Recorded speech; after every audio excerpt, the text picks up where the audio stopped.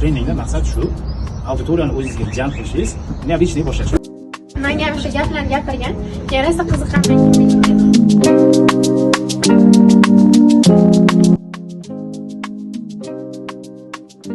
Juda ayanchli holda ko'rganman, kuygan.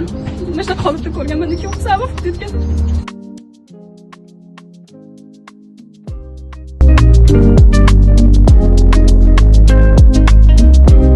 Talabalik vaqtimda ham osot qo'yiladi.